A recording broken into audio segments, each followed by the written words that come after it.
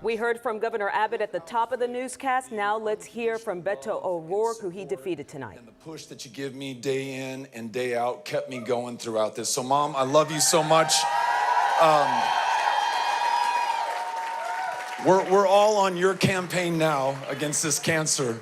And my sister Charlotte, my sister Erin, Maximo, Patrick, this entire family, Brooks, Christine, Jimmy, Jane, all the family who came in from out of town, love you all so much. For Amy, who, sometimes folks will say, it was so nice of your wife to give you permission to do this.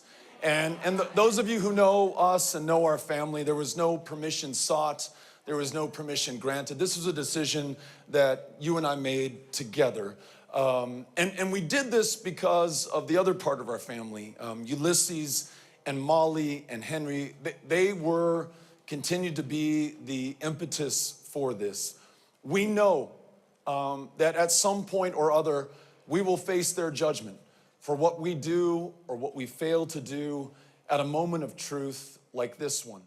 And we wanted to make sure. All right, we've been listening to Democrat Beto O'Rourke. I'm going to send it over to the Politics hosts, Jason Wheeler and Jason Whiteley, for some insight and context on what's happened tonight. Yeah, Chris and Cynthia, the question you have to ask right now with Beto O'Rourke is, what does he do next? He ran for Senate. He lost that race in 2018. He ran for president in 2020. He lost that. He came up short again tonight. At some point, Democrats even say there's Beto fatigue. What will he do next? I'm not sure if he's going to run for anything, at least for a while. I think what makes it even harder for him is not only did he come up short tonight, I mean, this is, a shellacking here for someone who is a known name in this state. Back in 2018 when he ran for Senate, it was a much closer race and there were lots of prospects ahead. I think, very much this is kind of a let's go back to the drawing board kind of result here, not only for him, but for Democrats in this state as well.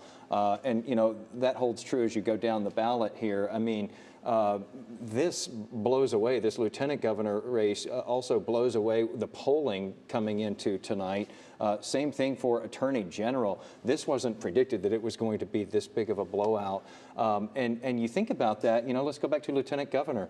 This is a guy on the Democratic ticket here who ran against Lieutenant Governor Patrick 4 years ago and, got within, 5 points. 5 points. Yeah. And he's a former Republican and spoke to Republicans and got the endorsement of Republicans and was a very conservative Democrat in this race.